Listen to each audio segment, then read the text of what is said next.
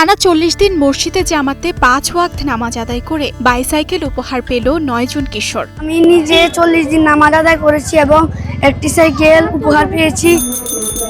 পাশাপাশি আরও ৪১ জনকে দেয়া হলো শিক্ষা সামগ্রী ও ইসলামিক বই।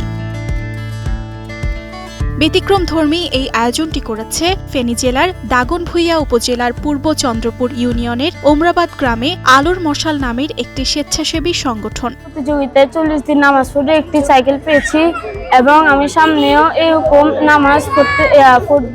আয়োজনটির লক্ষ্য ছিল শিশু কিশোরদের মসজিদমুখী করা এবং নামাজের গুরুত্ব শেখানো। ৩টি মসজিদের মোট ৪১ জন কিশোর এই প্রতিযোগিতায় অংশ নেয়। এই নামাজের কোনো বিকল্প নেই, অর্থাৎ ইসলামের যে চর্চা আমাদের বাচ্চাদের, এই ইসলাম চর্চার জন্য তাদের যে উদ্যোগ, এটা অত্যন্ত সাধুবাদ পাওয়ার যোগ্য। টানা ৪০ দিন জামায়াতের সঙ্গে ৫ ওয়াক্ত নামাজ আদায় করায় ৯ জনকে পুরস্কার হিসেবে দেয়া হয় বাইসাইকেল। আমি নামাজে ৪০ দিন নামাজ পড়ে একটি পুরস্কার পেয়েছি। আমি ৪০ দিন সালাতের নামাজ আদায় করে একটি পুরস্কার পেয়েছি। আমি এতে অনেক খুশি। আয়োজকরা জানান, প্রতিযোগিতায় অংশ নেওয়া সবাইকে দেয়া হয় স্কুল ব্যাগ, শিক্ষা উপকরণ ও ইসলামিক বই। তরুণ প্রজন্মকে ভালো কাজের দিকে ধাবিত করতে তাদের এই আয়োজন অব্যাহত থাকবে বলেও জানান তারা। তারা খেলার জায়গা পায় না, তাদের বিনোদনের জায়গা নেই। আমরা এইগুলো তৈরি করে দিতে চাই যাতে তারা একটা এঙ্গেজমেন্ট পায়। এই এঙ্গেজমেন্টের মাধ্যমে তারা সমাজের যে অপসংস্কৃতিগুলো, অপকালচারগুলো, এগুলো থেকে দূরে থাকতে পারবে এবং ভালো কাজে ব্যস্ত থাকতে পারবে। শিশু কিশোরদের নিয়ে এমন আয়োজনে বেশ আনন্দিত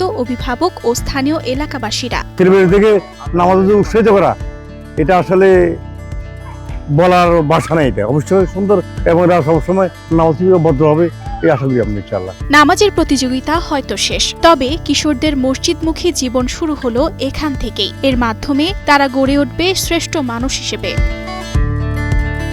উর্জিতা শেহজিন, স্টার নিউজ।